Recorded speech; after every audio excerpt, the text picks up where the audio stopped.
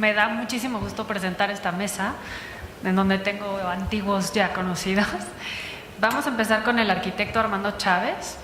Armando Chávez Cervantes es arquitecto por la Ibero. En el campo del desarrollo profesional se ha orientado durante más de 30 años al diseño arquitectónico y a la docencia. Fue mi profesor, de hecho. Arquitecto por la Ibero, ya dije. En 1991 funda con el arquitecto Vigil, la firma Chávez y Vigil, hasta 2004.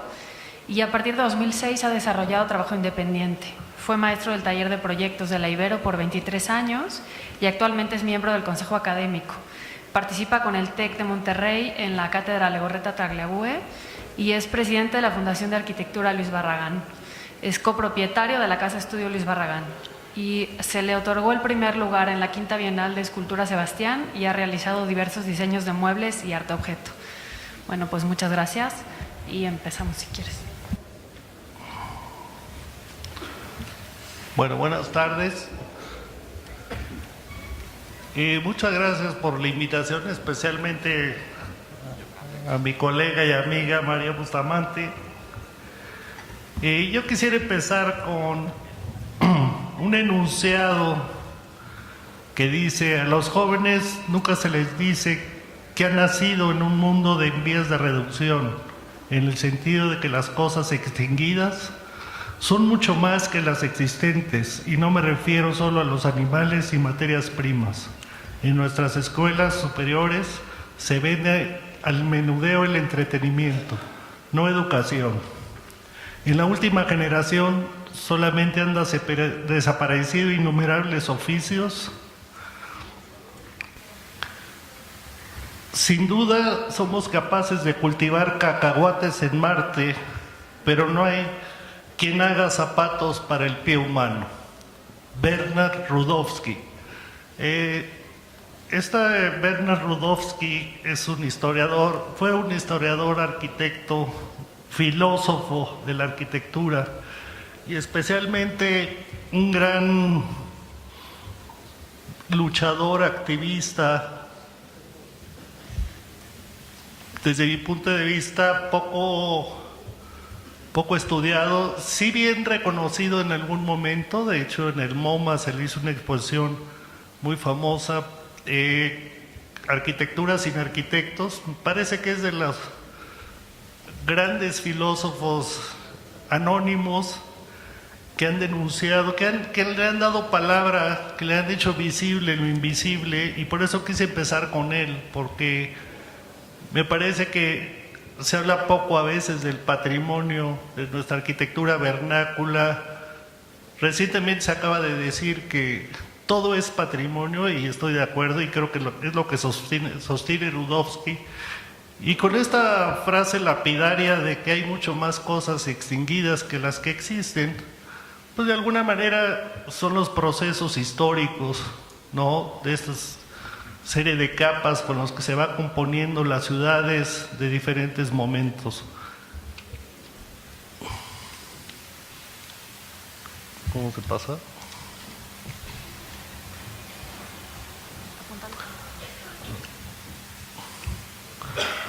Bueno, creo que a veces resulta obvio hablar del patrimonio, pero las obviedades resultan poco claras a veces. Yo sí quisiera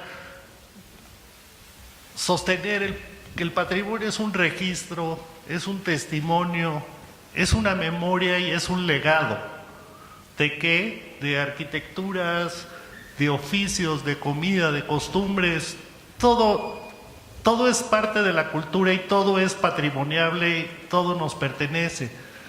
Y finalmente, para terminar estas consideraciones iniciales, creo que la agenda sustentable se ha ido sobre todo a la parte medioambientalista, sin reconocer el patrimonio como un gran pilar de la sustentabilidad en sentidos de este legado. Y por esto mismo se me hace importante considerar y recalcar que el patrimonio nos compete a todos. Esto no es una tarea, debido a la importancia que tiene, no me parece que sea exclusivo del Estado, de la sociedad civil, es de todos. Creo que es importante recalcar esa parte de... Voy a hablar específicamente de Luis Barragán y de lo difícil que ha sido, sobre todo, rescatar, luchar por el patrimonio, especialmente del siglo XX. No sé por qué, digo, es difícil a veces. Digo, la casa de Diego y Frida que está ahí se salva de alguna manera por Diego, pero solita hubiera sido difícil, ¿no? Con los valores estéticos comunes, reconocer que es una gran obra de O'Gorman, que fue casi un homenaje a Le Corbusier, al estudio de Ozanam, etcétera, etcétera. Y así creo que el siglo XX va dejando su huella, pero muy difícil de proteger, sobre todo. Sobre todo, a lo que voy a hablar es especialmente de la obra privada. ¿Cómo se defiende la obra privada? Yo entré a la Fundación de Arquitectura Tapatía Luis Barragán en 1997. Esta fundación surgió en 1989 como respuesta de Díaz Morales, gran amigo de Luis Barragán, de que alguien protegiera su biblioteca. Con un grupo de estudiantes en ese entonces del ITESO de Díaz Morales, de Ignacio Díaz Morales, encabezados por Juan Palomar, se funda esta fundación, y a la muerte de Luis Barragán se llevan a Guadalajara la biblioteca y de alguna manera se protege, y en 1994 se hace todo una gestión que yo creo que es de las grandes gestiones que han pasado en México, y se logra convencer al gobierno de Jalisco para comprar la casa de Tacubaya de Luis Barragán, y así pues la fundación queda como heredera de un 35% de la casa y como directora y responsable de la misma, que la fundación tiene que ver con el cuidado de la casa, el archivo personal de Luis Barragán. Como ustedes saben, el archivo profesional de Luis Barragán está en Suiza. Esa es otra historia que si quieren luego hablamos, pero es fantástico que el archivo profesional del arquitecto más importante del siglo XX en México pues, esté en Suiza. Pero bueno, finalmente ahí está bien cuidado. Y bueno, está toda la obra de arte de Luis Barragán. En fin, la fundación se dedica a eso desde 1994. Después surge el proyecto Barragán, que es no solamente el cuidado de la casa, sino el cuidado, vigilancia, difusión de la obra de Barragán, ¿no? Y sobre esa línea empezamos, bueno, se ha trabajado en los últimos 15 años, por lo menos desde que yo estoy ahí.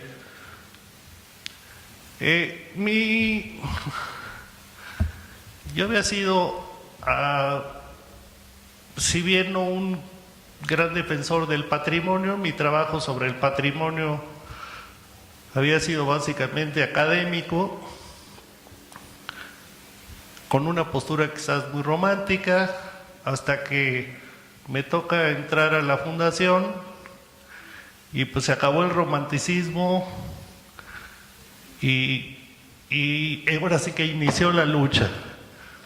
Yo tenía mi despacho enfrente de la Casa Barragán, colindando con la casa del arquitecto Enrique del Moral, el gringo del Moral, una casa de 1947, una casa bastante interesante, en una línea regionalista del movimiento moderno, una cosa muy especial.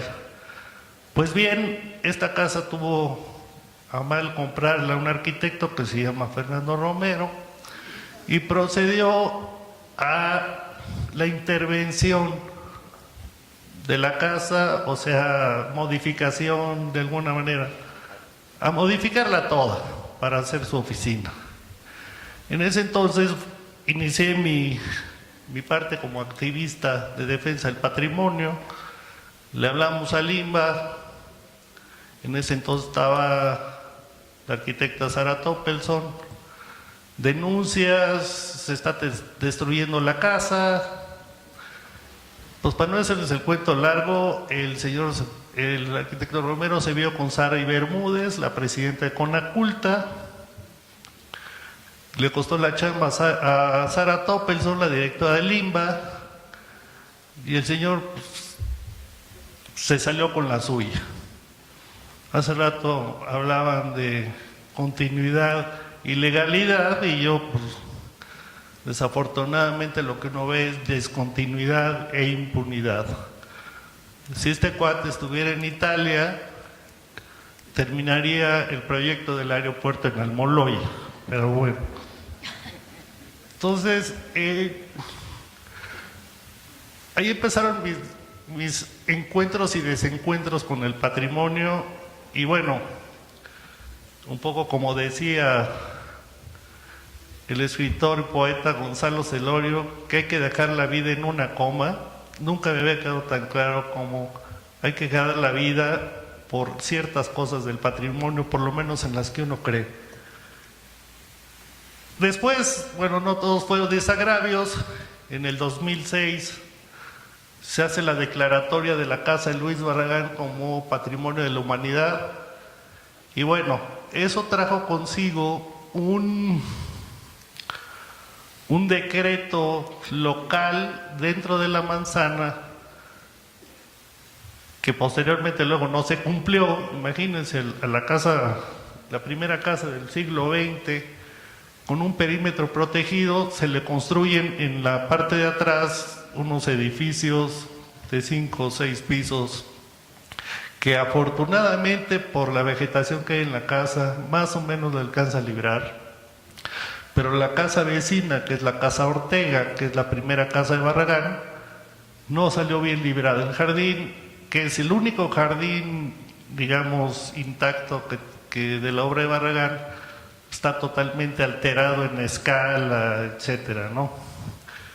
Entonces, bueno, ya por lo menos vamos bien con haber nombrado la casa Barragán como Patrimonio de la Humanidad.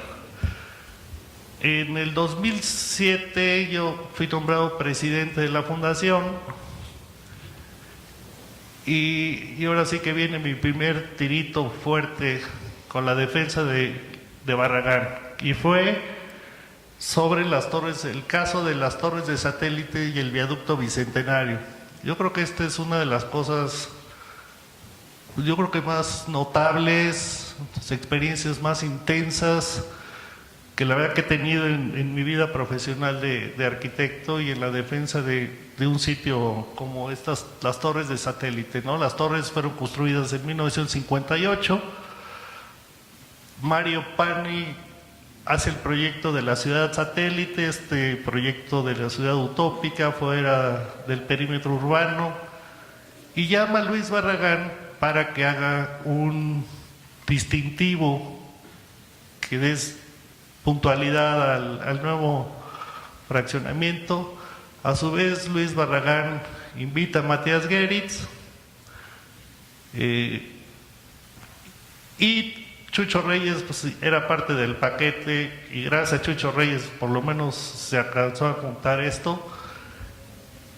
¿Cuál es la importancia de las torres de satélite? Independientemente de este hito estético maravilloso que son estas 5 torres, las torres de satélite significan el arte abstracto a nivel urbano como sus primeras manifestaciones en el siglo XX. Esa es la gran importancia de las torres. O sea, independientemente de la estética en sí que conllevan, En 1958 el arte abstracto urbano no existía, prácticamente eran puros elementos, o sea, caballos, mujeres, etcétera. Y bueno, ese es el gran significado a nivel internacional de las torres de satélite. Pues bien, las torres, bueno, 1958, la foto que está ahí abajo, se podrá ver un descampado brutal. Se levantan ahí como unos grandes vigilantes de la entrada de la ciudad. Nada más por hacer un homenaje a mi querido amigo Andrés Casillas, pongo esta foto de las torres, que es las que sostiene Andrés Casillas, que era el color original. El color original no había duda que fueron los colores primarios, pero después lo cambia Barragán por este tono de anaranjados. Que bueno, ya nunca volvieron a recuperar estos colores, pero pues queda ahí como documento, nada más. Bueno, ¿de qué se trataba el viaducto bicentenario? Bueno, todos lo han vivido y sufrido. El planteamiento original era primero era pasar por los dos lados de las torres y luego ya nomás quedó en un solo carril a 6 metros de altura y a 10 metros de las torres, lo que iba a llevar a modificar totalmente la escala de este elemento isla escultórico. ¿Qué fue lo que pasó? Comento ahí, no se ve, no se puede bajar un poquito para verlos. Bueno, ¿quiénes fueron los actores de esta parte? Primero era el gobierno del Estado de México, con la Secretaría de Transportes, que llevaba Gerardo Ruiz Esparza. Estaban los vecinos de Ciudad Satélite, nosotros, la Fundación y el INBA, y OHL, que era la constructora. Entonces empezó una lucha fuerte. Los vecinos de Satélite son bravos, son de veras, sobre todo sus mujeres, me tocó varias veces estar con Ruiz Esparza y no lo cachetearon porque traía escolta este cuate, pero muy firmes. Y hay que entender, los vecinos de Ciudad Satélite es una comunidad que era una comunidad aislada en los finales de los 50. Entonces era casi como medieval, ¿no? Era una comunidad que tenía que ser casi autosuficiente socialmente. Entonces se hicieron unos lazos muy, muy fuertes. Entonces, para empezar, una comunidad muy, muy guerrera, muy, muy convencida de que había que defender su territorio. A nosotros nos llamaron para un apoyo, digamos, técnico, entre moral y técnico. El INBA, por supuesto, estaba, pero luego empezaron las trabas, ¿no? Nosotros llevábamos luchando por la declaratoria de las torres. Y bueno, en ese entonces la declaratoria ya había pasado todos los canales posibles y nunca llegó. Y no llegaba y no llegaba. Ya luego entendimos por qué no llegaba. Porque estaba atorada hasta que se resolviera lo del viaducto bicentenario. Entonces, por la parte legal de las instituciones, no había manera. ¿Ya? 5 minutos. Bueno, total. Nosotros solicitamos túneles, en fin, que no se hiciera esto. La verdad, debo de decirlo aquí, el gobierno del Estado de México puso todo lo que tenía para poder librar de manera positiva este salto. OHL hizo y cantidad de estudios, había toda una serie de interés, pero bueno, finalmente se logró rescatar, se hizo. Finalmente algún brillante por ahí salió con mucha inteligencia a resolver el problema, solamente confinando un carril central, perdón, aquí se confinó lo que viene elevado, baja 1 kilómetro antes y desemboca aquí. Entonces de esta manera se pudo librar el que bajara el viaducto.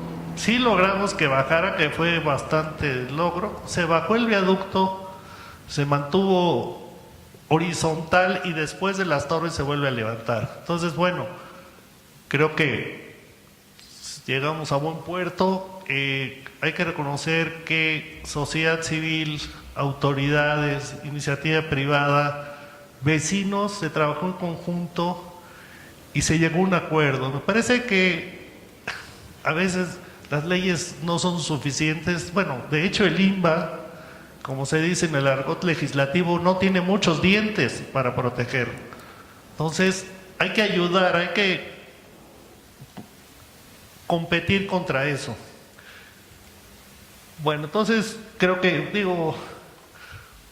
por más que se hizo, bueno, el viaducto, la calle está como a 40 centímetros de la Torre Azul, a 30 de la Blanca, pero bueno, creo que la libramos y ya no había que pedir mucho más.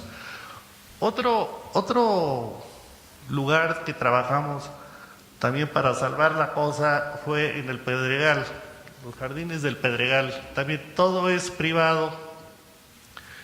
Me parece que es una obra notable de Luis Barragán. Creo que, voy a dar el ejemplo de ciudad, paisaje y obra específica. Los jardines del Pedregal es una obra sui generis en el mundo y se ha olvidado, se ha perdido prácticamente. Nosotros detectamos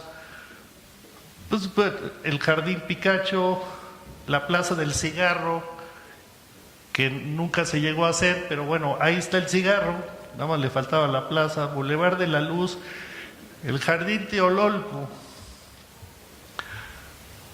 que es un jardín que quedó sin acabar y está cerrado ahorita y parece un lote baldío más de la... estos son los jardines que intentamos rescatar. Si ustedes ven, bueno, el jardín que nosotros denominamos de la Grieta, pues está perdido. Este jardín actualmente se utiliza para entrenar perros, ahí en el Pedregal, como todo mundo tiene su jardín, pues no, nadie casi lo usa. Y la Plaza del Cigarro, pues más que una plaza como la soñó Barragán, pues más bien es una plaza comercial. Que bueno, sí hay manera de rescatarla si se voltea hacia el otro lado la plaza. En fin, hay maneras. Este proyecto quedó trunco por autoridades, vecinos de Jardines del Pedregal, hay 2 organizaciones que se pelearon entre ellas. Total, está realmente atorado esa zona. Y por último, ya voy a acabar. Y por último está la casa Egerstrom o Cuadra de San Cristóbal, 1966. ¿Cuál es el estatus de esta casa? Esta casa se está vendiendo. Son más o menos 3 hectáreas. Es una obra fantástica de Barragán. Y también colaboró Andrés Casillas aquí, donde el caballo es de alguna manera el protagonista de la casa. Entonces la casa está en venta. Nosotros hemos tratado de ver cómo canalizamos la venta de la casa hacia alguien o algo que la mantenga. Estuvimos en pláticas con el TEC, pero no ha funcionado mucho. Entonces, ¿qué pasa con este patrimonio privado, pero que también es público? Porque es una obra del arquitecto más importante del siglo XX mexicano, y aquí es donde entramos en problemas con declaratorias. La gente no quiere que se le declare su bien porque es su patrimonio. Entonces, ¿qué se hace ahí? Yo creo que ahí falta mucho por andar, donde organizaciones civiles, gobierno, creo que falta mucho trabajo de gestión para poder establecer los vínculos y gestiones necesarias para que el dueño de la casa, que a su vez es su patrimonio, pues ¿cómo se le hace ahí? O sea, tú heredaste una casa que resultó ser de Barragán, pero tienes problemas económicos, ¿y ahora qué haces? La vendes, la tiras. Obviamente esto está en el corazón de las arboledas. Esto desde el punto de vista de rentas implica, no sé, de una casa ahí se pueden sacar 200 departamentos y adiós a la casa Egstrom o la cuadra de San Cristóbal. Entonces, bueno, ¿cuál es el camino ahí a seguir? O sea, no hay la ley de patrimonio, no, si el dueño del patrimonio no está de acuerdo, no se hace la declaratoria, salvo que pasen muchísimas cosas que a veces es muy difícil que pasen. Entonces, creo que hay un trabajo por hacer de parte de organizaciones como en la que estamos, Marillo, que es la Fundación de Arquitectos Barragán, la misma Fundarmex, que hace su chama también. Creo que es un trabajo de trinchera en la que se va ganando de a poquito, pero hay que estar presentes y, como dijo el maestro Celorio, hay que dejar la vida en una coma. Gracias. A continuación daremos paso a la presentación del maestro en arquitectura Pablo Vázquez Piombo, que viene de Guadalajara. Él ha sido director de Patrimonio Artístico e Histórico de la Secretaría de Cultura y subdirector de Gestión, Patrimonio y Apoyo Operativo para la Conservación del Patrimonio Cultural Edificado de la Procuraduría de Desarrollo Urbano del Gobierno del Estado de Jalisco. Ha realizado y asesorado proyectos de conservación en zonas de monumentos y supervisado obras en inmuebles como la estación de ferrocarril en Chapala o la Casa Clavijero, obra de Luis Barragán, del Instituto Tecnológico de Estudios Superiores de Occidente, el ITESO. Ha realizado proyectos de mejoramiento y conservación de la imagen patrimonial para poblaciones como Chapala y Cajititlán. Es profesor y coordinador de la carrera de arquitectura del mismo ITESO. Gracias.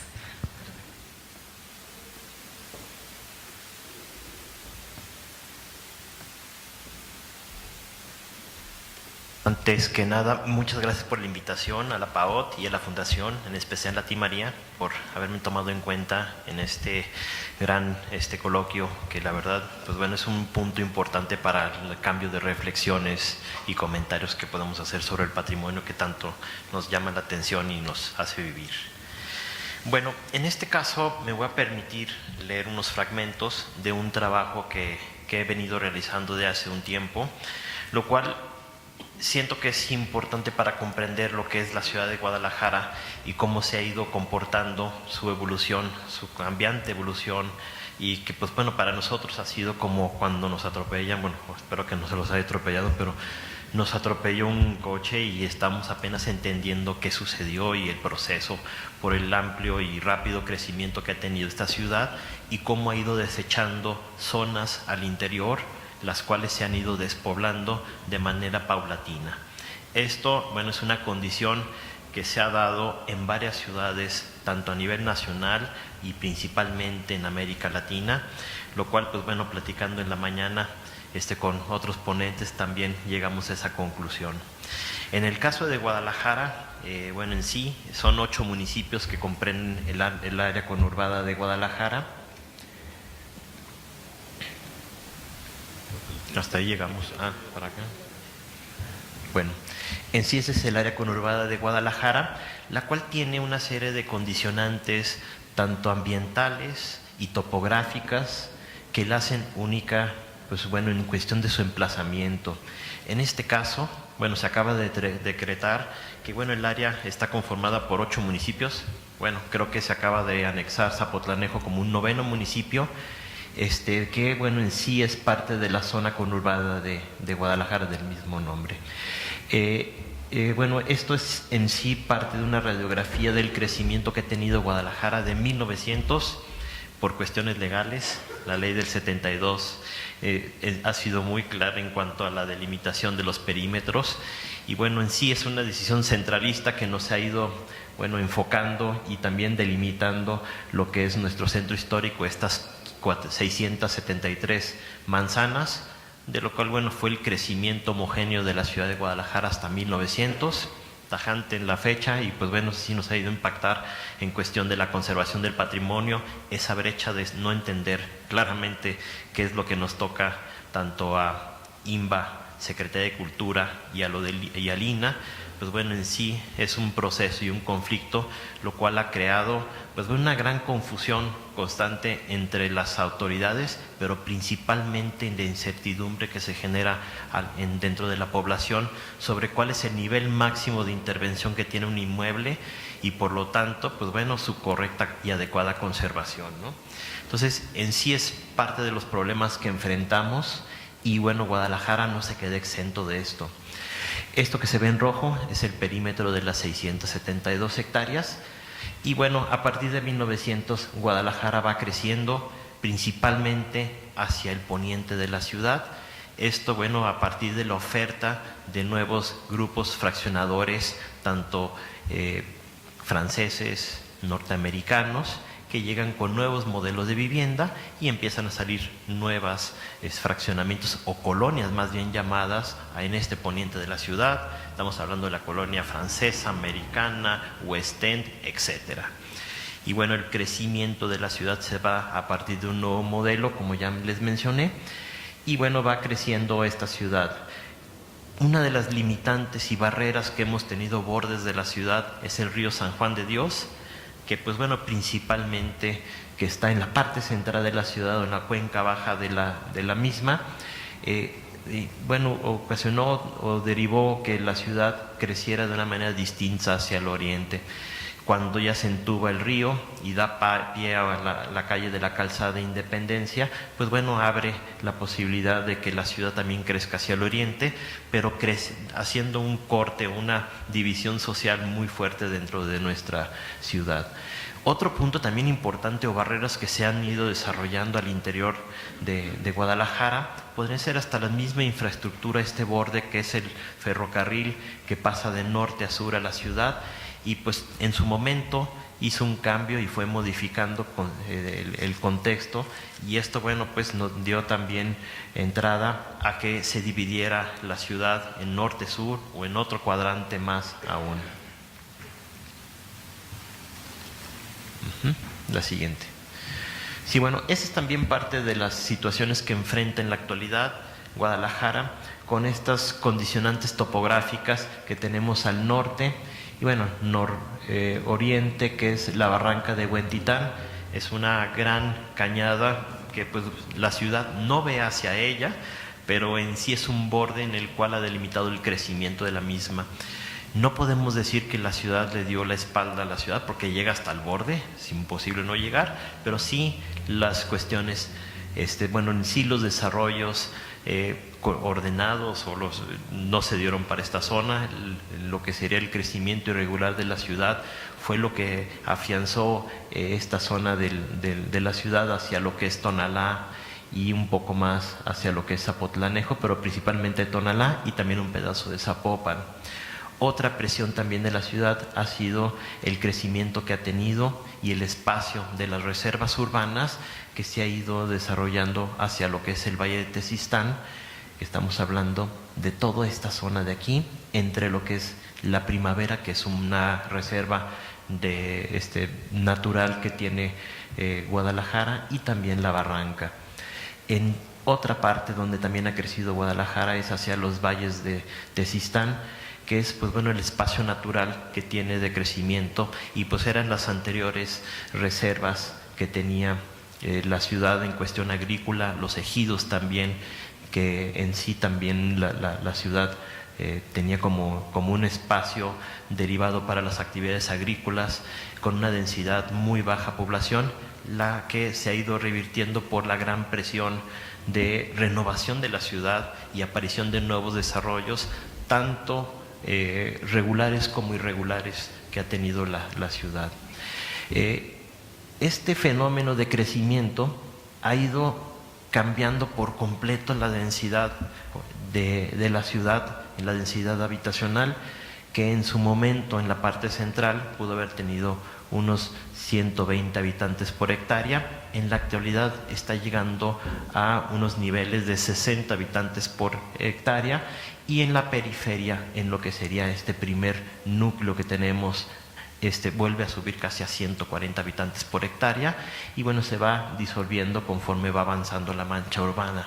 Entonces, este cambio abrupto que tenemos en la ciudad ha ido dejando y desplazando espacios, patrimonio también cultural en la parte central, lo que pues bueno ha ido dejando huecos, espacios abandonados y pues lugares que en su momento la apuesta social y de grupos dentro de Guadalajara apostaron, como puede ser la zona del Cardón, del Agua Azul, a dejarlos pues bueno ahora desamparados, como en su momento una serie de modelos de vivienda, de utilización de una manera contemporánea de vivir el espacio con nuevos equipamientos, centros culturales, casas de la cultura, como las proyectadas por Julio de la Peña, y edificios o condominios.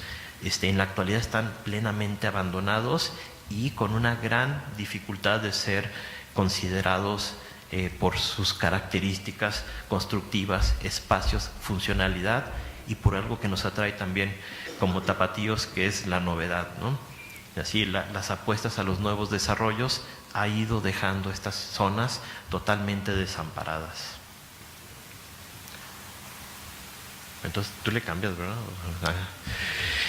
Y bueno, esta es parte de lo que he estado describiendo del centro. El primer crecimiento, el segundo punto rojo que vemos con las líneas sería el perímetro de la ciudad hasta 1950, que también este crecimiento se dio a partir pues, de la nueva identidad que fue creando el gobierno, con lo que serían el gobierno de Jesús González Gallo, con estas intervenciones que se hicieron en la ciudad para la apertura de nuevas vialidades, lo que empezó a cercenar y cambiar por completo el perímetro, el panorama del centro, y dio pie a la modernidad Guadalajara.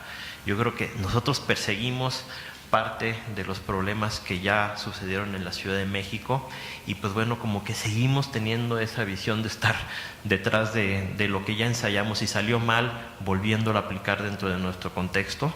En este caso ahorita estamos enfrentando pues lo que sería la nueva línea 3 del tren ligero, que va a pasar y bueno, va a ser un rompimiento en la imagen de la ciudad por estas vías elevadas, y bueno, van a sumergir y van a pasar de forma subterránea por el centro histórico de la ciudad, y pues bueno, va a empezar a crear nuevos elementos. Pero no sabemos qué va a suceder, pero posiblemente si lo que vemos y leemos que ha sucedido en la Ciudad de México podremos interpretarlo, ¿no? Entonces bueno, pasamos a lo que sería la siguiente.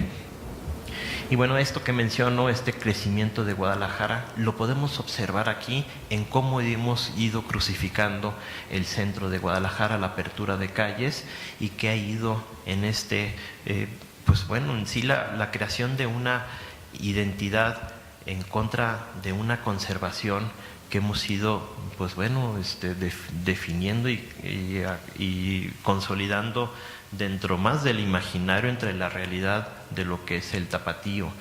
Esta gran transformación que se ha tenido del centro, pues obviamente ha impactado en que los nuevos desarrollos, las nuevas intervenciones que se están haciendo en el centro y en las periferias, pues más que caer en la gran cantidad de espacios desocupados, baldíos o con inmuebles con carente valor patrimonial, caen sobre los inmuebles patrimoniales.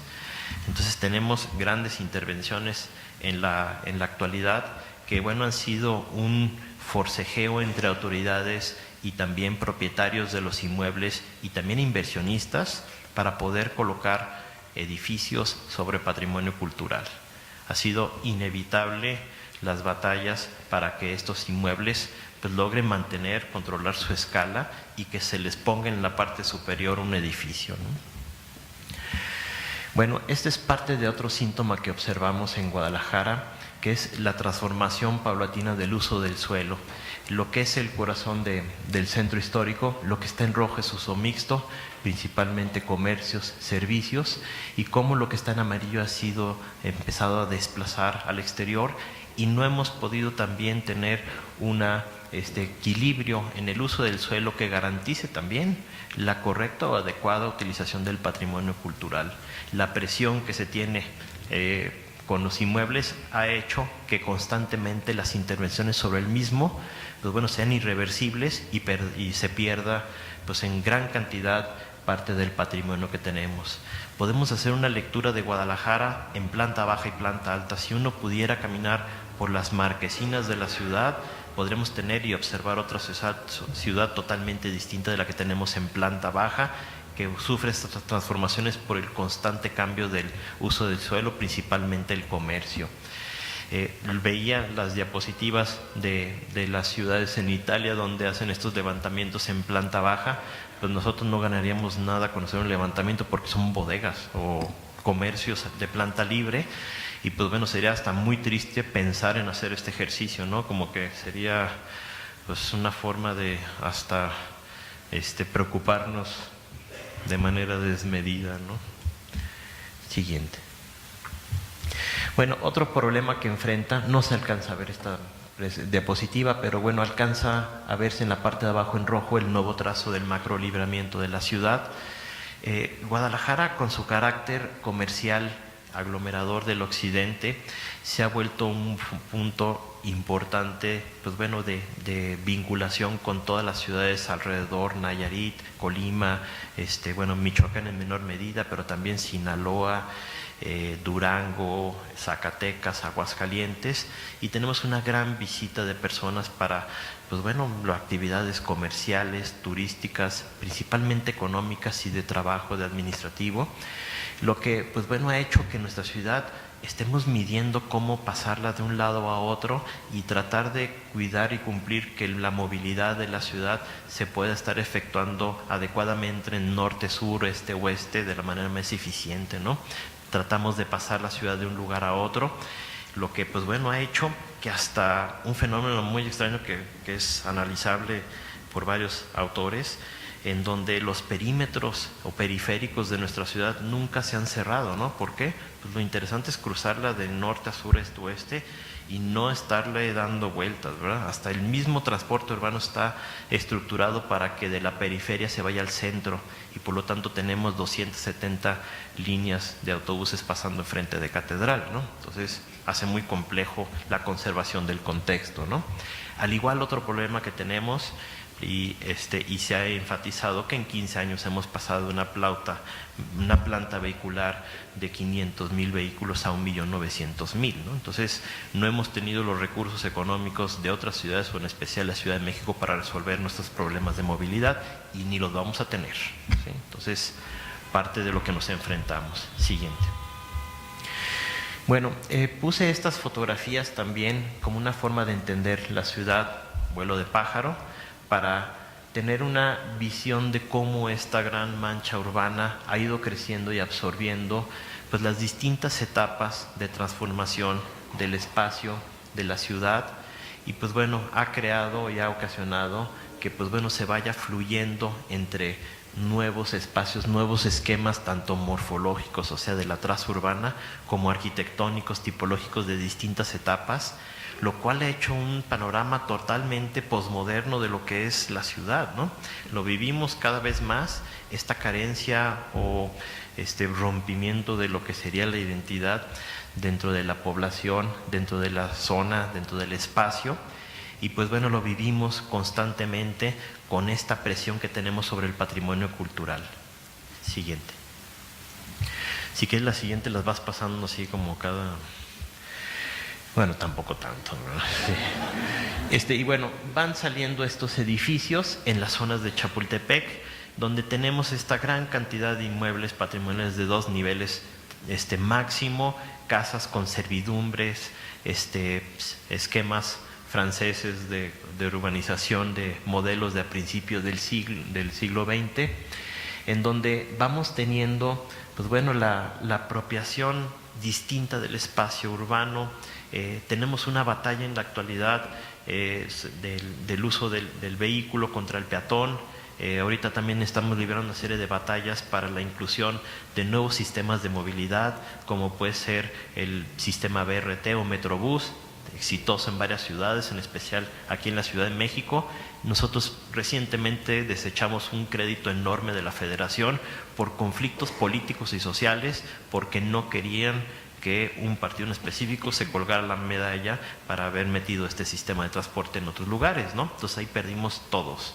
Ahorita, bueno, viene lo que es la bicicleta pública, están las campañas fuertísimas porque todavía no entendemos qué va primero, si el huevo o la gallina, si va la bicicleta o las ciclovías, pero bueno, mientras estamos con ese dilema de atacar la bicicleta pública cuando es uno de los pocos mecanismos que tenemos extras a lo que hemos ido consolidando como el transporte privado en Guadalajara. Tenemos, como ya les mencioné, pero insisto, más vehículos por habitante que ustedes aquí en la Ciudad de México.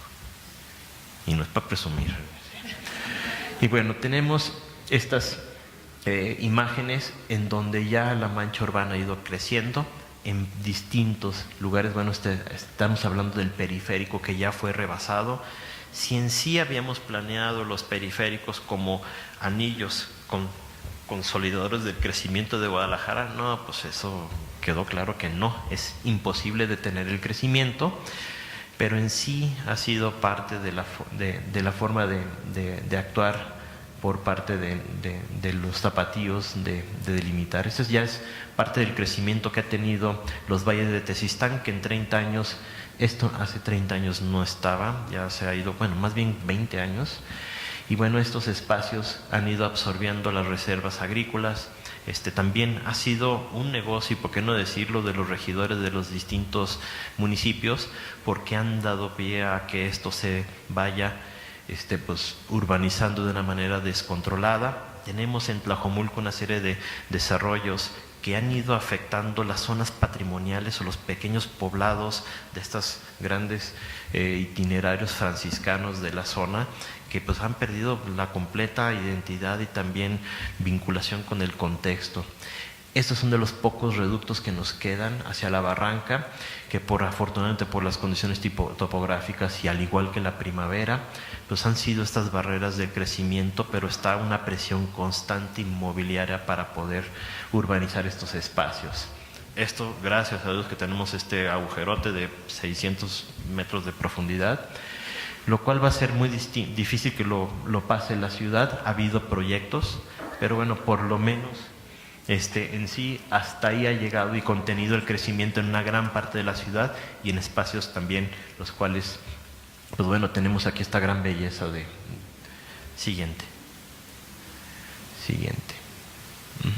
Sería la barranca que tenemos. Uno a 20 minutos puede tener estas vistas, estos atardeceres en Guadalajara. Siguiente. Y bueno, en sí, pues parte de estas líneas que consideramos importante retomar. Esta, bueno, es una propuesta que hacemos desde la academia y hemos ido planteando. Tiene varios puntos que hemos ido tomando de distintos documentos normativos.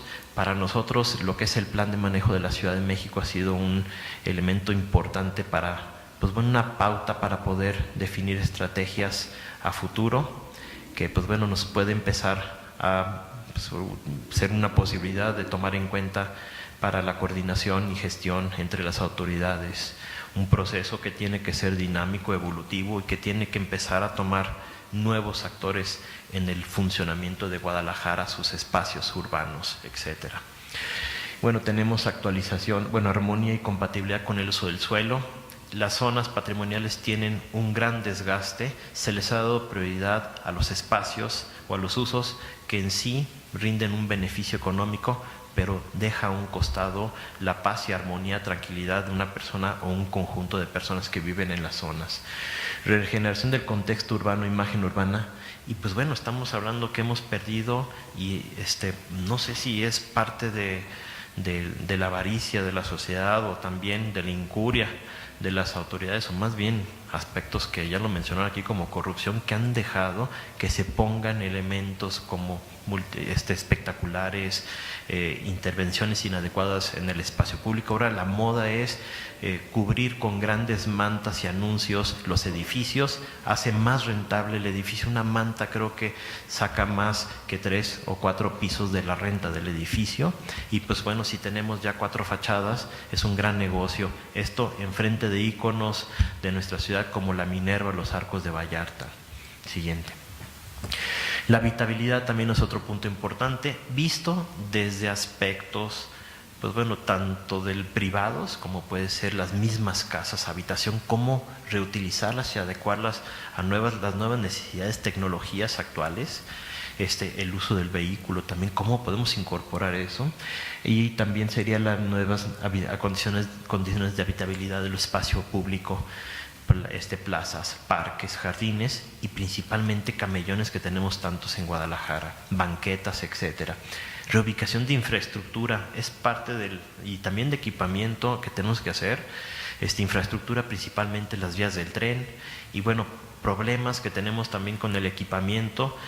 Tristemente se están saliendo colegios o instituciones o equipamiento que consolidó barrios o zonas o fraccionamientos tradicionales a la periferia.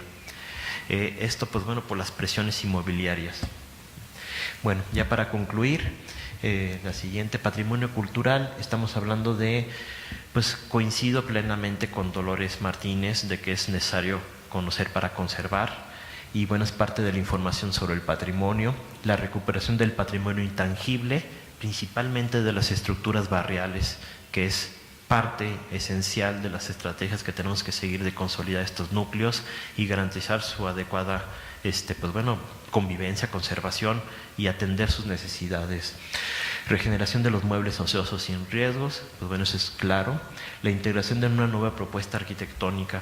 Aquí viene desde las mismas instituciones académicas, la formación del arquitecto en la actualidad, pero principalmente también de las personas que van a hacer las inversiones, que pues bueno, tengan la conciencia y la necesidad de integrar arquitectura contemporánea, pero integrarla dentro de un contexto determinado, que se logre incluir y no excluir.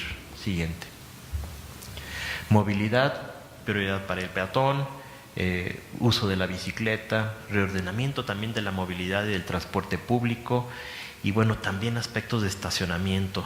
En sí, las banquetas están invadidas con los vehículos en la actualidad. Siguiente. Para finalizar, aspectos de identidad, acciones para el fortalecimiento del tejido social. Esto yo creo que es parte fundamental de los aspectos que hemos ido creando en estas desigualdades sociales, lo que ha ido pues en sí, en ciertas zonas de la ciudad, gentrificando, lo cual ha ido sacando de lugar a los habitantes y pues bueno, empezando a cambiar las dinámicas y por lo tanto cambiar pues la estructura social del espacio. Para terminar, serían arte pues en el espacio público, que ha sido una actividad importante, y centrar las decisiones en los beneficios sociales y no particulares. Muchas gracias. Bueno, para finalizar daremos paso a la ponencia del doctor Carlos González Lobo, quien es arquitecto, maestro y doctor en arquitectura por la Facultad de Arquitectura de la Universidad Nacional Autónoma de México. Es doctor honoris causa en Bellas Artes por la Rhode Island School of Design. Es maestro en vivienda, urbanismo y tecnologías constructivas de bajo costo. Ha realizado investigación sobre la arquitectura contemporánea y la vivienda popular. Es miembro de la Academia Nacional de Arquitectura de México, de la Comisión Nacional de Monumentos Artísticos del INBA, de la Sociedad Mexicana de Planeación, de la Asociación de Arquitectura Vernácula y Patrimonio, de ICOMOS México y del Seminario de la Arquitectura Latinoamericana y jurado también del Premio Nacional de Ciencias y Artes. Muchas gracias.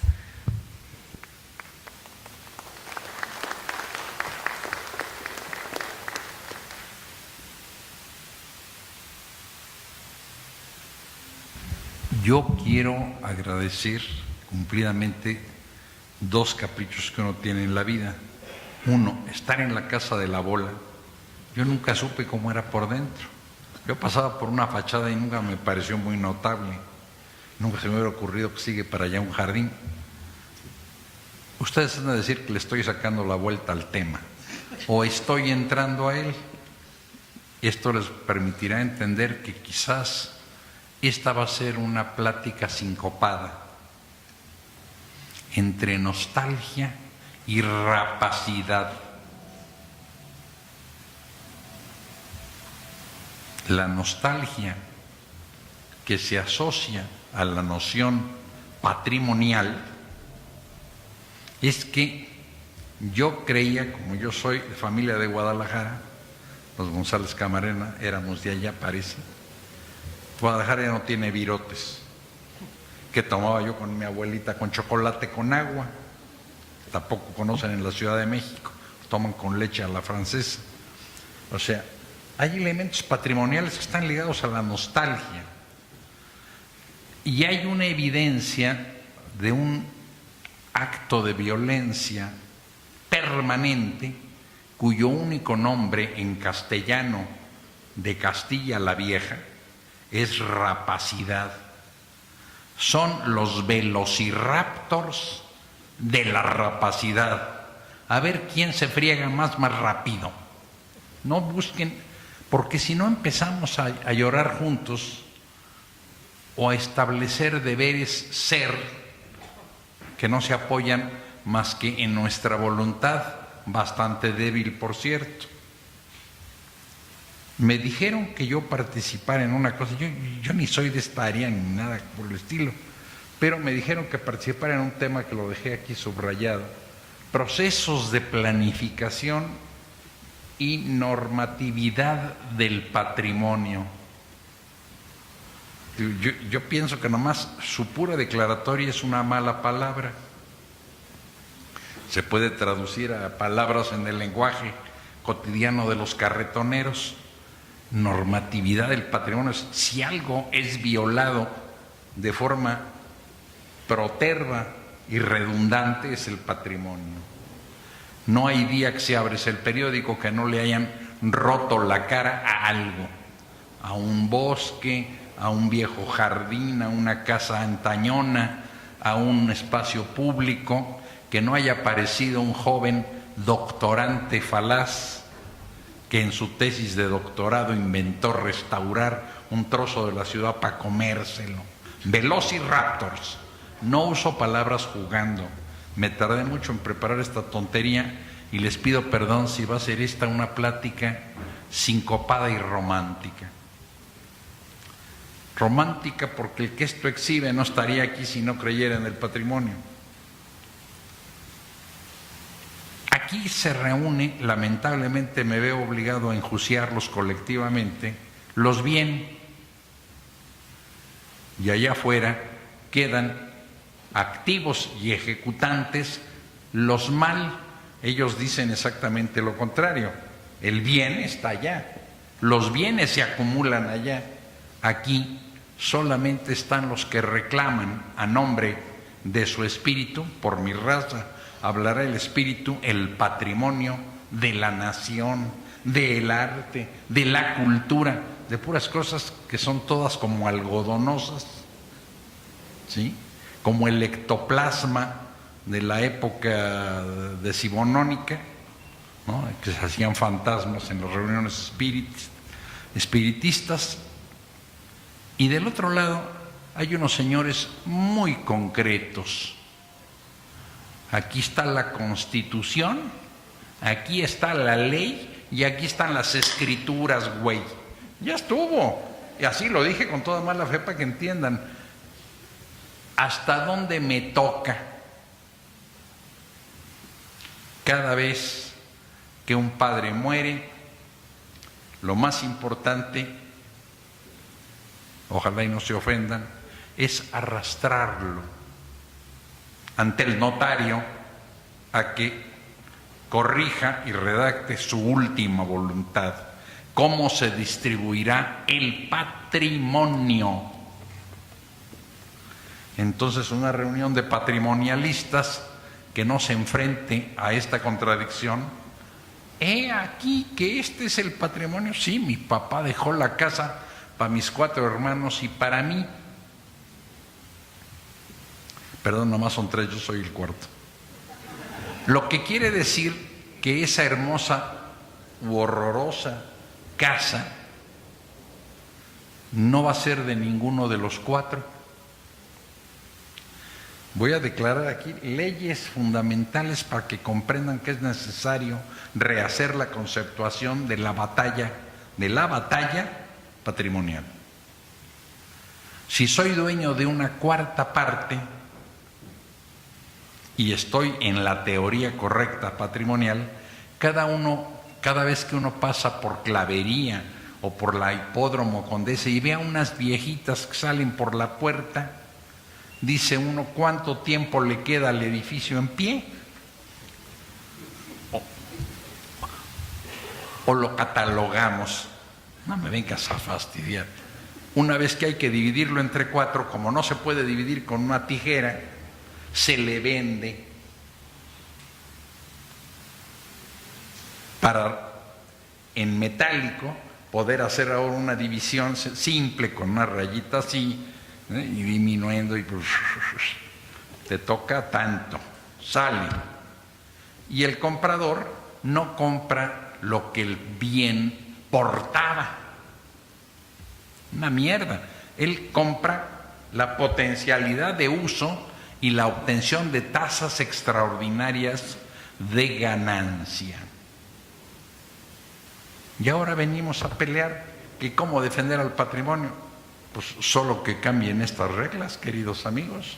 Mientras estas reglas sean las que mandan, y yo no renuncié a la herencia de mi papá, lo juro por Dios, que levante la mano aquel que sí lo hizo. O sea, mientras esas sean las reglas del juego y todos estemos en el juego, es necesario revisar cuidadosamente cómo dar la batalla. Porque uno da la batalla porque allá atrás este hombre nos cuenta cosas mágicas. Haber torcido la mano a OHL, el presidente no pudo, digo, no está nada mal, ¿no? Le ganó la vencida y empezamos a usar términos bélicos. Se trata de samuráis contra dagas voladoras chinas en esta nueva mitología cinematográfica. Es una lucha, estamos luchando por conservar o porque se lo carguen. En el sentido madrileño de matar, ¿no? En ese sentido, yo me atrevo a presentarles 14 pequeños puntos que espero poder terminar en tiempo. Primero, el problema fundamental es normar según quién, cómo y cuándo. Legislar es su condición primera. Una norma, para que sea cierta, tiene que tener el fundamento legislativo, lo tiene que haber convalidado la patria, la nación, el constituyente, y por lo tanto quedar inscrito jurídicamente. Y miren que yo nunca veo a un abogado ni de lejos. Vamos a tener que hablar de algo que no podemos horrorizarnos de él, o le entramos o no vamos. Legislar. Hay que conseguir entonces promover la acción legislativa, pero una vez hecha la acción legislativa, está la más difícil de todas en este sistema de naturaleza épica. Túnel con motocicleta para el Chapo. ¡Órale! No, perdón, yo dije, va a ser muy agrio entre la rapacidad y la nostalgia. Hacerlo cumplir, ya está la ley, ahora hazla cumplir. Cuando es posible vulnerar de forma rodante cualquier intento de aplicación, a eso lo llaman coimas, cohechos, cochupos y otras palabras que el lenguaje español ha desarrollado con una amplitud y una generosidad infinita. Yo sé que esto no era lo que esperaban. Yo iba a venir a defender a Juan O'Gorman y a Juan Segura y a Antonio Pastrana y a grandes arquitectos y sus derechos, a que no les demuelan las obras. Vuelvo a repetirles, busqué una teoría que les hiciera claro todo. Se muere el papá, hay que vender para dividir, y el comprador compra los derechos del suelo. Y hasta les dice, los ladrillos no valen nada, solo el valor de suelo. Y esto lo oímos cotidianamente y lo admitimos, excepto cuando nos reunimos para llorar. Hasta que no unifiquemos en un solo paquete el concepto, entonces es necesario plantearse las situaciones del verbo. Obligación. Se supone que la protección y defensa del patrimonio es una obligación. Yo me siento obligado a defender la memoria de don José María Morelos y Pavón, héroe de mi patria. ¿Está bien? ¿Alguien tiene alguna duda? Y al que no le parezca salimos y nos damos de golpes. Estas son cosas de principio. Pero entonces aquí habría dos tipos de obligación. La obligación ética, lo que deberíamos si fuéramos humanos, y la obligación jurídica, la que a bistec cumples.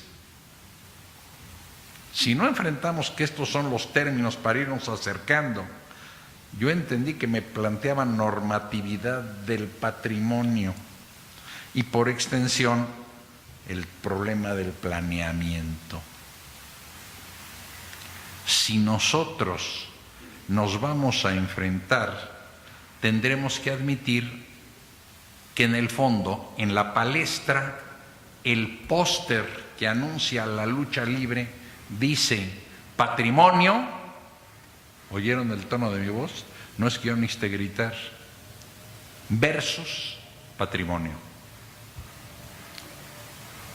Patrimonio contra patrimonio. Si no nos damos cuenta de la debilidad, el combate está perdido.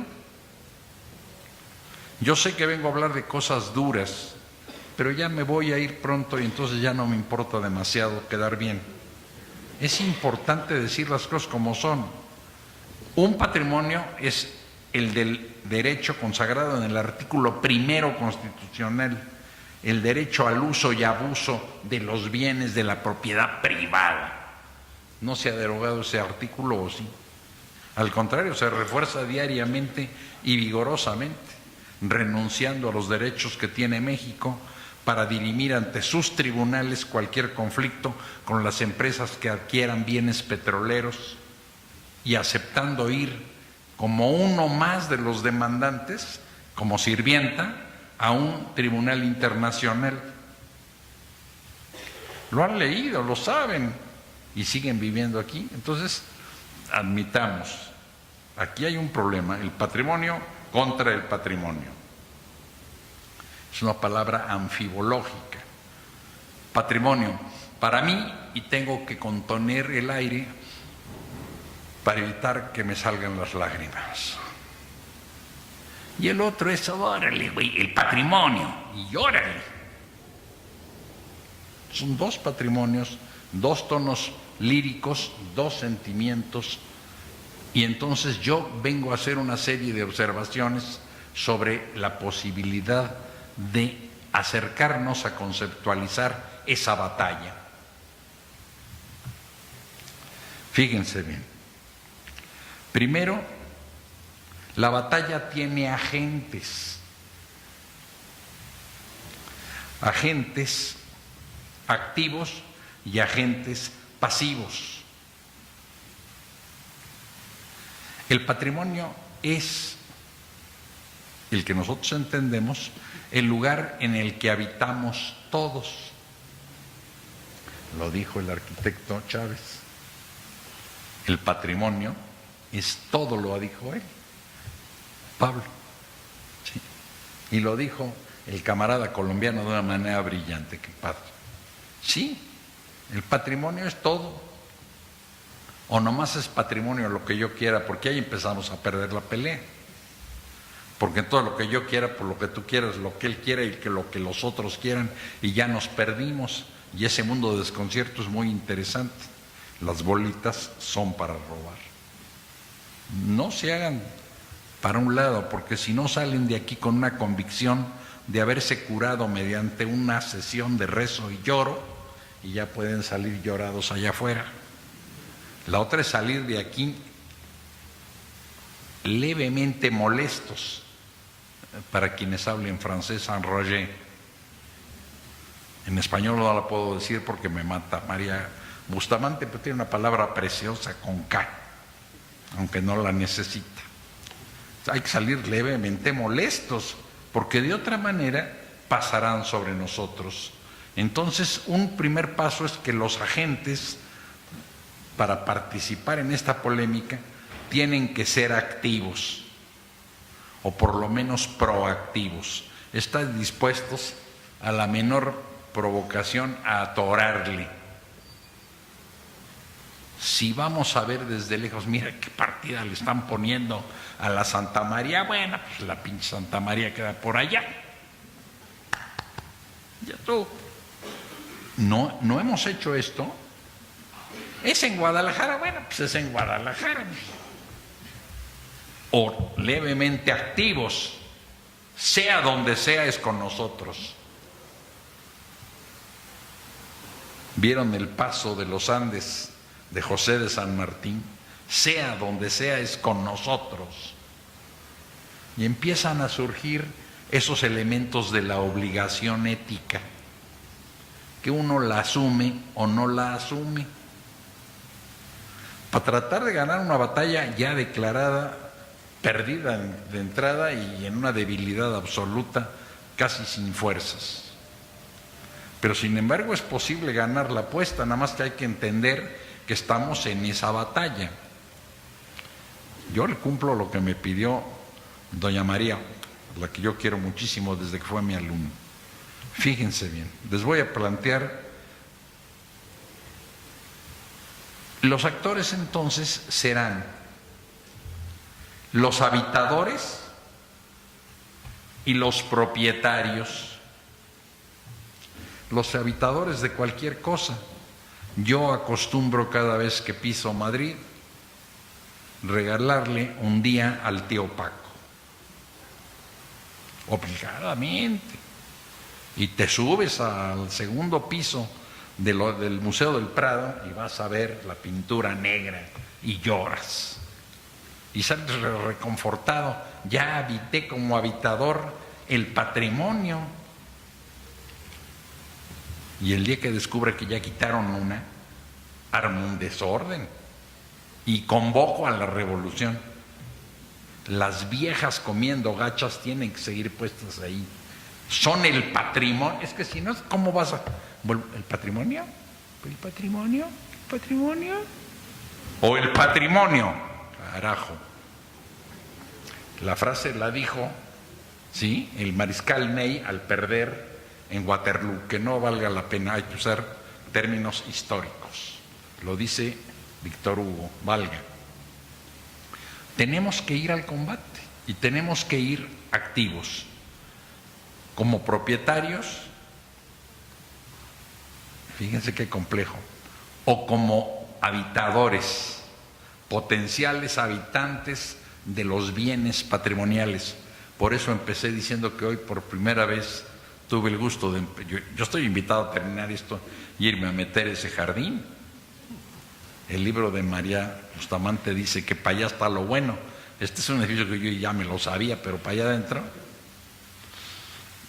Eso quiere decir que el patrimonio tiene estas cualidades, es habitable, es sugerente, es polisemo, cada vez que lo vuelva a salir. Y entonces me atreví a traerles una pequeña definición del patrimonio. Si me lo permiten, dije que iba a ser apodíctica toda la plática.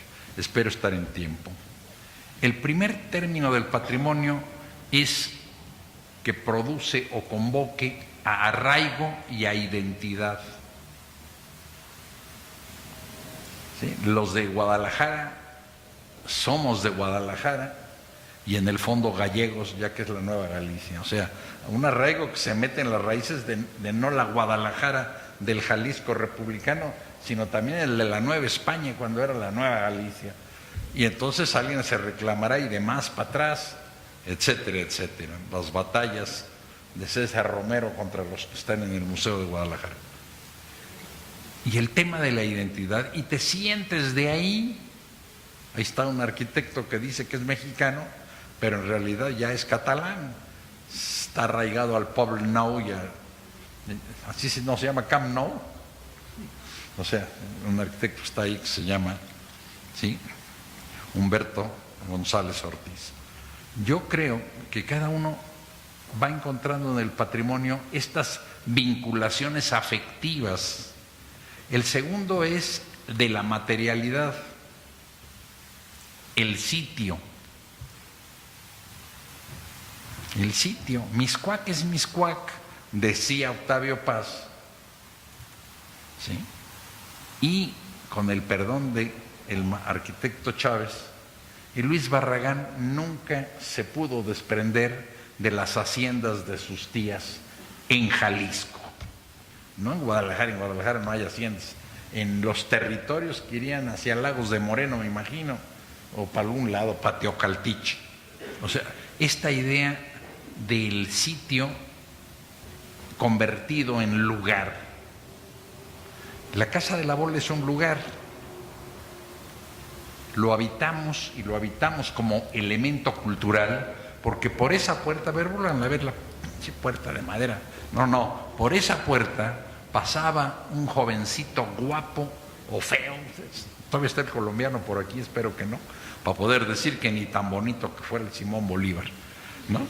Entraba por aquí, subía por esa escalera para hacer no sé qué cosas allá arriba. O no saben historia de la Güera Rodríguez y de los extraños amoríos del joven Bolívar. Y por esa puerta, una noche, según Artemio de Valle Arizpe, salió una mujer ya muy vieja y greñuda, pelo blanco así como yo, a conseguir testigos porque iba a dar a luz a los 82 años. Ya sé que, por eso, fíjense, a nombre del patrimonio estoy en la pura nostalgia. Mi nostalgia, entré hoy a la Casa de la Bola.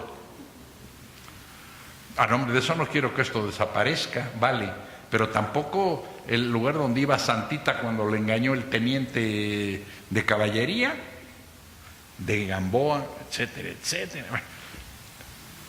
Es nuestro patrimonio. Los franceses, cada vez que vuelven a salir a Melun o hacia Chartres, van encontrando cosas que están en su propio código y por lo tanto el patrimonio tiene una cualidad que lo distingue de las cosas. Este vaso accidentalmente está sobre la mesa y además todavía tiene agua. Es inmanente, pero el patrimonio, dice Martín Heidegger, está en Tacubaya, está en Guadalajara. Y esto nos enfrenta a que hoy, cuando entras a un centro comercial y ingresas a Mango, estás en www/HPPT.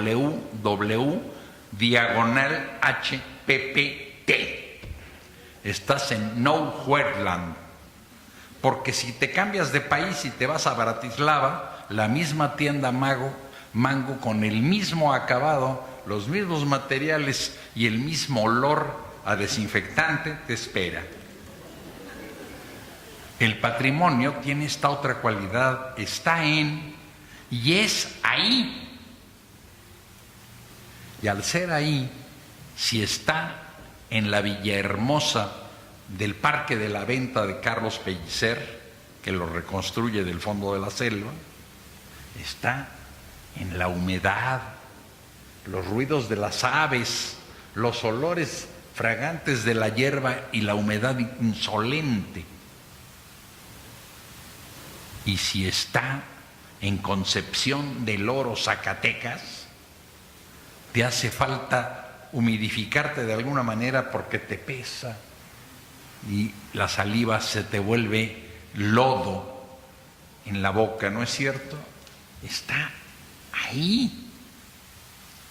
Y esa es una cualidad del patrimonio.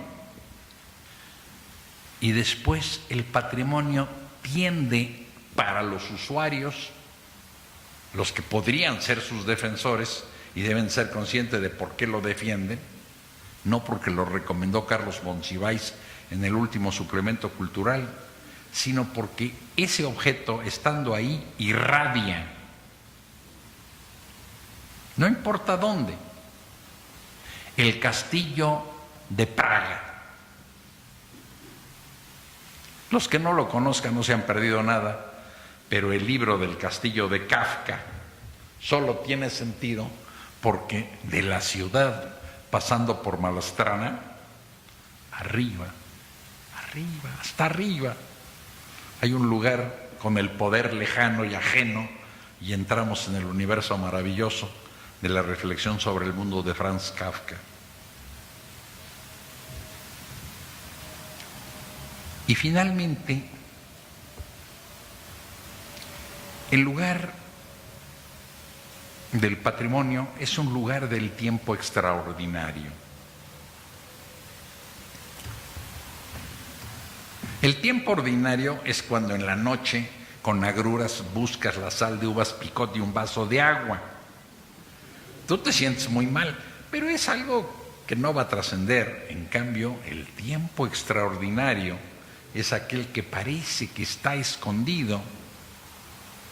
A ver, no se te doblan las rodillas, mexicano, así seas de Monterrey o de Mexicali, al entrar a Notre Dame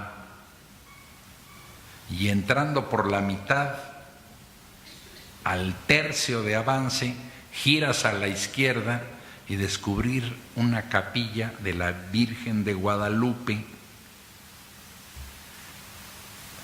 y descubrir un poco con orgullo mal medido, pues yo soy de Guadalajara, imagínense si no va a ser uno de mal medido modo, ¿no? Que es el que tiene más velas de toda la iglesia. ¡Órale! Perdón, es que yo quiero significar es que nos relaciona con el tal patrimonio. ¿Por qué tenemos derecho a defenderlo? Es una versión privada, vulgar y proletaria la que yo ofrezco. Habrá otras mejor dichas, pero lo otro es, y el patrimonio siempre ahí, en el Alcázar de Segovia, en la Cala de La Coruña o en el Morro de La Habana, ese espacio es potenciador e intensifica tus sentidos y tu capacidad de conectarte y vincularte con el mundo. Termino pidiendo perdón por mis intervenciones en que tenemos que aprender que hay una pinza. ¿Conocen las pinzas? Las usan en los coches, son de fierro y tienen así, pero si tú las aprietas de este lado, aprietan del otro. Imagínense que de un lado están los reguladores del patrimonio, el catastro. ¿No empezamos que ahí está el patrimonio? Los planes urbanizadores. Yo soy H8 y ahora nos dijo el camarada, y aquí lo llaman, pero tengo permuta de potencial, ya tejones, porque voy para arriba. No, perdón. Si no entendemos que eso está en el juego, estamos platicando de más. Está la legislación que generalmente desconocemos con asco. Pinche legislación. No, perdón. Esa es la herramienta en la que va a ser la palanca de la batalla.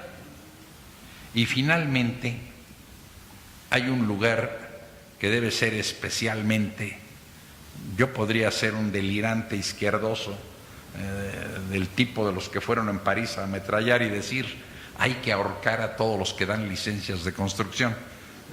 Pero advertí que era una broma, no digo eso.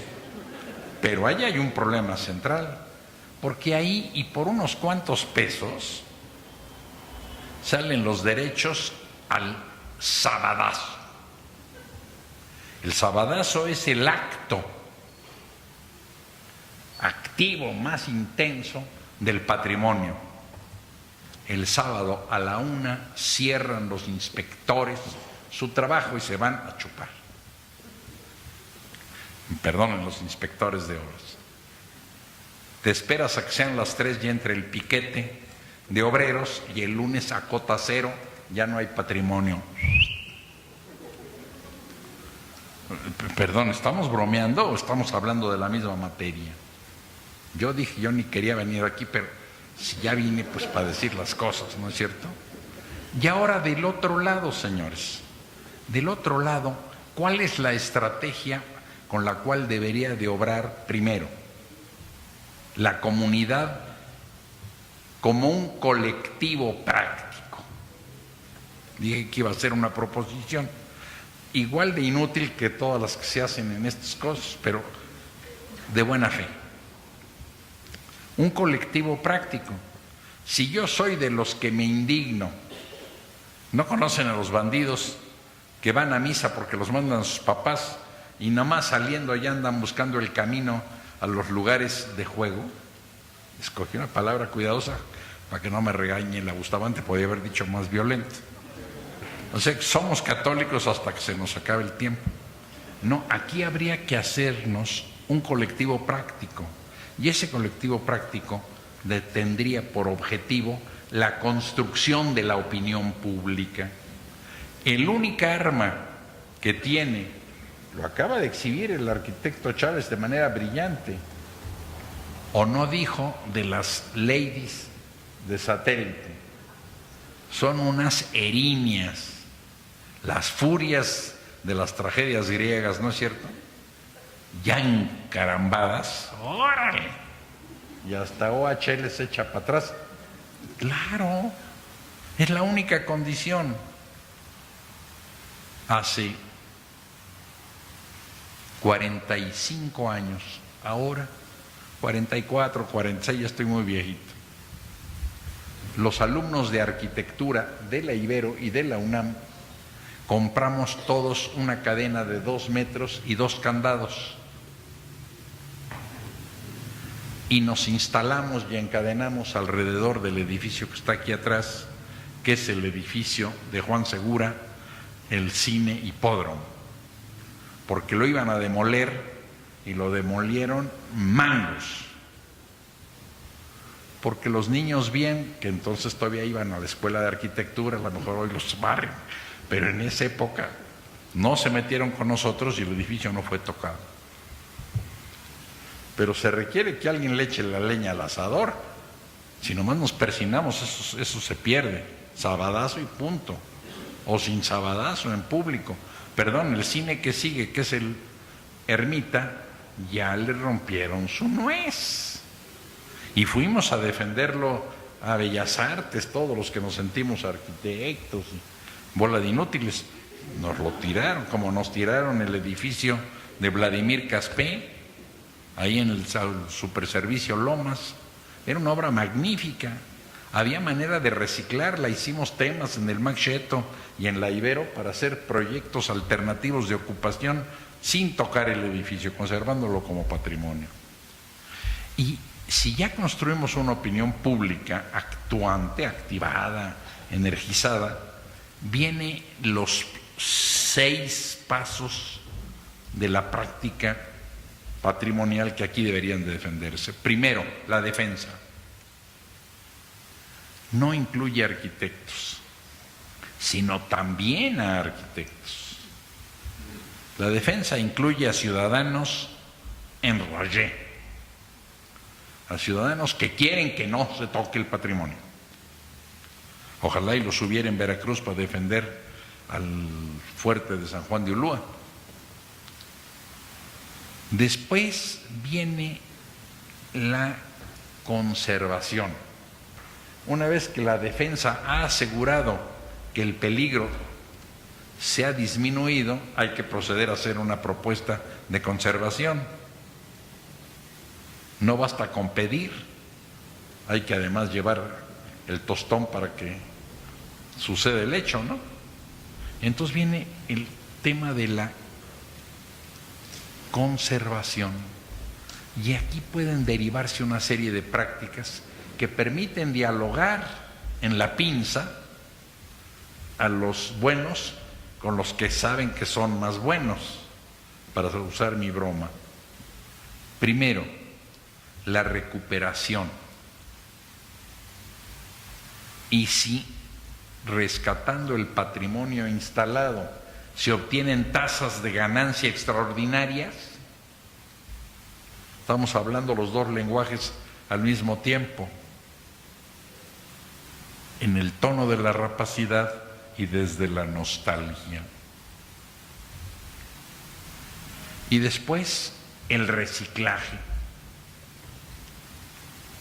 la necesidad de volver, hoy le llaman los cultos y todos estos amanerados, la resiliencia urbana. Suena padrísimo. Ojalá y sea cierto. Esto, la posibilidad de recuperar trozos de la ciudad. ¿Ustedes recuerdan Clavería? Yo iba a Tacuba en mi Volkswagen, yo nunca pasé de un mugroso Volkswagen, iba a la Ibero a dar clases en un Volkswagen, era el único carro en todo el estacionamiento, así ya. Me iba a Clavería y me recorría de Tacuba a Azcapotzalco por la única calle de don Porfirio Díaz Viva. Ya sé que suena un contrasentido, y era solo una experiencia patrimonial, y llevaba a mis alumnos a recorrer. ¿Quieren ver lo que le pasó a esa calle de Clavería? Le rompieron su nuez. Usó puras palabras que me autoriza María Bustamante. Yo puedo decir más feo. Y lo llenaron de edificios de estos que hacen los geos, feos, de Mets, Zares, Aras y demás maricones. Porque del otro lado, o sea, aquí está el arquitecto defensor, pero del lado de enfrente está el arquitecto de la constructora. ¿Cuántas casas se pueden sacar en ese terreno? 200. Y si te saco 250, ¿cómo quedamos? Ese es un diálogo auténtico, ¿no? Entonces el arquitecto al servicio de la rapacidad se vuelve diestro, hábil. Yo ahí aprendí curiosamente en Rivera Torres, viviendas que cubrieron el valle del Estado de México junto a nosotros. Y te decían así: tú haz una casa a la que le quites todo pero que siga apareciendo casa. Ya voy a terminar. Y después viene el tema que a ustedes los reúne, la preservación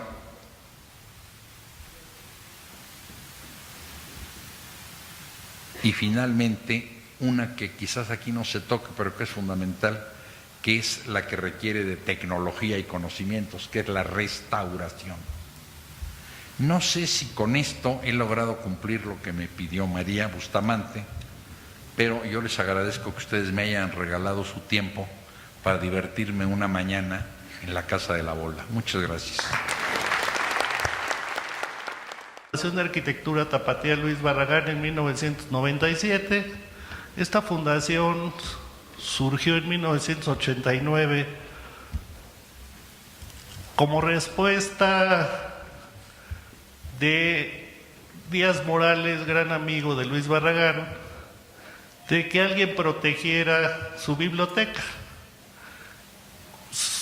Con un grupo de estudiantes en ese entonces del ITESO de Díaz Morales, de Ignacio Díaz Morales, encabezados por Juan Palomar, se funda esta fundación, y a la muerte de Luis Barragán se llevan a Guadalajara la biblioteca y de alguna manera se protege, y en 1994 se hace todo una gestión que yo creo que es de las grandes gestiones que han pasado en México, y se logra convencer al gobierno de Jalisco para comprar la casa de Tacubaya de Luis Barragán, y así pues la fundación queda como heredera de un 35% de la casa y como directora y responsable de la misma, que la fundación tiene que ver con el cuidado de la casa, el archivo personal de Luis Barragán. Como ustedes saben, el archivo profesional de Luis Barragán está en Suiza. Esa es otra historia que si quieren luego hablamos, pero es fantástico que el archivo profesional del arquitecto más importante del siglo XX en México pues, esté en Suiza. Pero bueno, finalmente ahí está bien cuidado. Y bueno, está toda la obra de arte de Luis Barragán. En fin, la fundación se dedica a eso desde 1994. Después surge el proyecto Barragán, que es no solamente el cuidado de la casa, sino el cuidado, vigilancia, difusión de la obra de Barragán, ¿no? Y sobre esa línea empezamos bueno, se ha trabajado en los últimos 15 años, por lo menos desde que yo estoy ahí.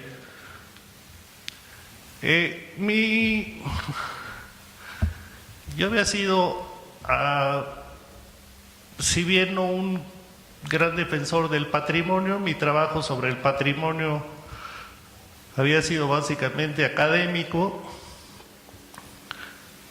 con una postura quizás muy romántica, hasta que me toca entrar a la fundación y pues se acabó el romanticismo y ahora sí que inició la lucha. Yo tenía mi despacho enfrente de la Casa Barragán, colindando con la casa del arquitecto Enrique del Moral, el griego del Moral, una casa de 1947, una casa bastante interesante, en una línea regionalista del movimiento moderno, una cosa muy especial. Pues bien, esta casa tuvo a mal comprarla un arquitecto en mi vida profesional de arquitecto y en la defensa de un sitio como las torres de satélite, ¿no? Las torres fueron construidas en 1958. Mario Pani hace el proyecto de la ciudad satélite, este proyecto de la ciudad utópica fuera del perímetro urbano, y llama a Luis Barragán para que haga un distintivo que des puntualidad al nuevo fraccionamiento. A su vez, Luis Barragán invita a Matías Geritz y Chucho Reyes pues, era parte del paquete, y gracias a Chucho Reyes por lo menos se alcanzó a juntar esto. ¿Cuál es la importancia de las torres de satélite? Independientemente de este hito estético maravilloso que son estas 5 torres, las torres de satélite significan el arte abstracto a nivel urbano como sus primeras manifestaciones en el siglo XX. Esa es la gran importancia de las torres. O sea, independientemente de la estética en sí que conllevan, en 1958 el arte abstracto urbano no existía, prácticamente eran puros elementos, o sea, caballos, mujeres, etcétera. Y bueno, ese es el gran significado a nivel internacional de las torres de satélite. Pues bien, las torres, bueno, 1958, la foto que está ahí abajo, se podrá ver un descampado brutal, se levantan ahí como unos grandes vigilantes de la entrada de la ciudad. Nada más por hacer un homenaje a mi querido amigo Andrés Casillas, pongo esta foto de las torres, que es las que sostiene Andrés Casillas, que era el color original. El color original no había duda que fueron los colores primarios, pero después lo cambia Barragán por este tono de anaranjados, que bueno, ya nunca volvieron a recuperar estos colores, pero pues queda ahí como documento, nada más. Bueno, ¿de qué se trataba el viaducto bicentenario? Bueno, todos lo han vivido y sufrido. El planteamiento original era primero era pasar por los 2 lados de las torres, y luego ya nomás quedó en un solo carril a 6 metros de altura y a 10 metros de las torres, lo que iba a llevar a modificar totalmente la escala de este elemento isla escultórico. ¿Qué fue lo que pasó? Comento ahí, no se ve, no se puede bajar un poquito para verlos. Bueno, ¿quiénes fueron los actores de esta parte? Primero era el gobierno del Estado de México, con la Secretaría de Transportes, que llevaba Gerardo Ruiz Esparza. Estaban los vecinos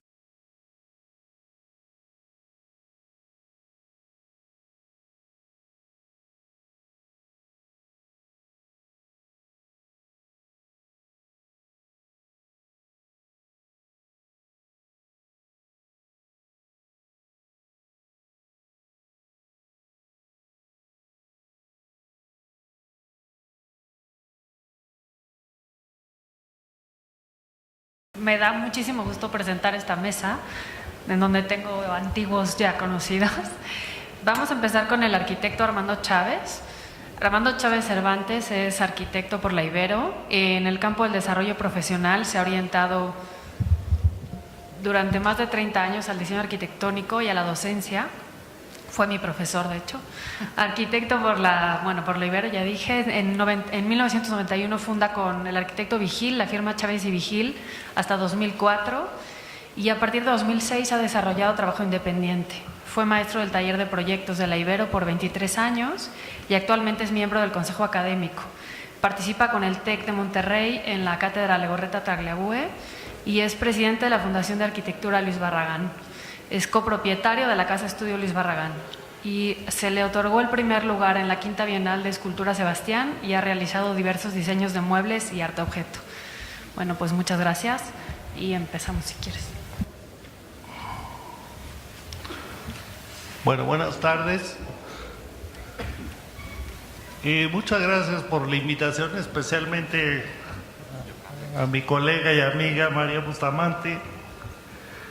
Yo quisiera empezar con un enunciado que dice: a los jóvenes nunca se les dice que han nacido en un mundo de vías de reducción, en el sentido de que las cosas extinguidas son mucho más que las existentes, y no me refiero solo a los animales y materias primas. En nuestras escuelas superiores se vende al menudeo el entretenimiento, no educación. En la última generación solamente han desaparecido innumerables oficios.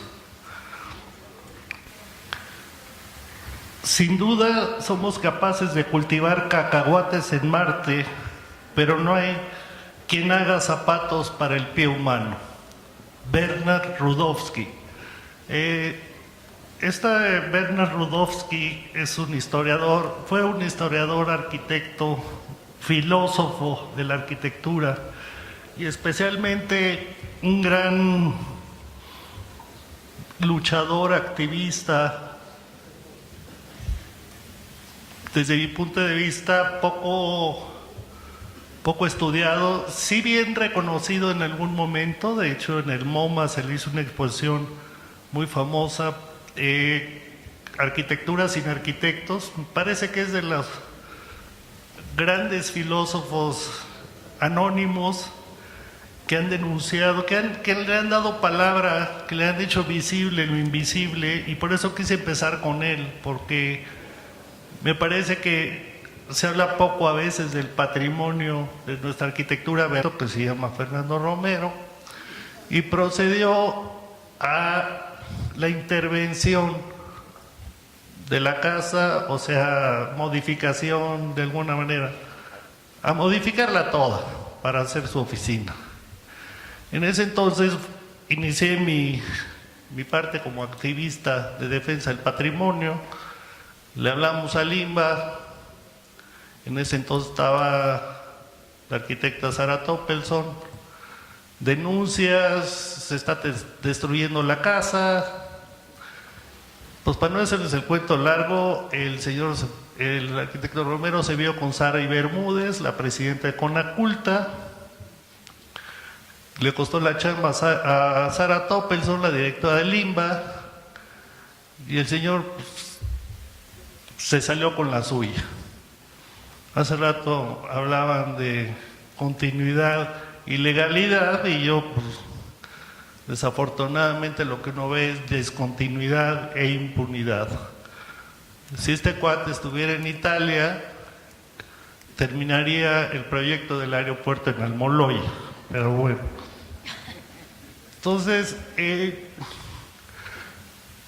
ahí empezaron mis encuentros y desencuentros con el patrimonio, y bueno, un poco como decía el escritor y poeta Gonzalo Celorio, que hay que dejar la vida en una coma.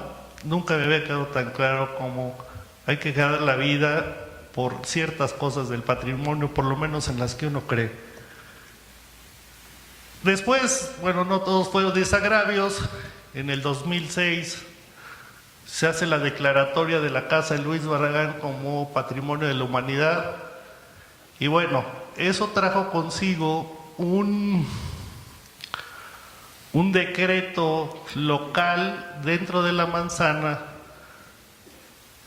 que posteriormente luego no se cumplió. Imagínense la primera casa del siglo XX, con un perímetro protegido, se le construyen en la parte de atrás unos edificios de 5 o 6 pisos que afortunadamente por la vegetación que hay en la casa más o menos le alcanza a librar. Pero la casa vecina, que es la casa Ortega, que es la primera casa de Barragán, no salió bien librada. El jardín, que es el único jardín, digamos, intacto que de la obra de Barragán, está totalmente alterado en escala, etcétera, ¿no? Entonces, bueno, ya por lo menos vamos bien con haber nombrado la Casa Barragán como Patrimonio de la Humanidad.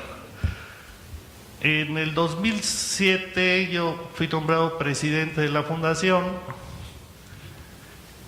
y ahora sí que viene mi primer tirito fuerte con la defensa de Barragán, y fue sobre las torres, el caso de las torres de satélite y el viaducto bicentenario. Yo creo que esta es una de las cosas, yo creo que más notables, las experiencias más intensas que la verdad que he tenido en vernácula. Recientemente se acaba de decir que todo es patrimonio, y estoy de acuerdo, y creo que es lo que sostiene Rudowski.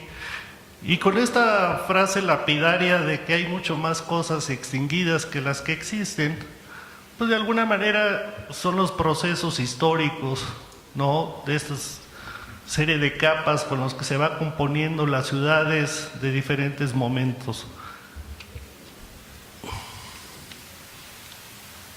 ¿Cómo se pasa?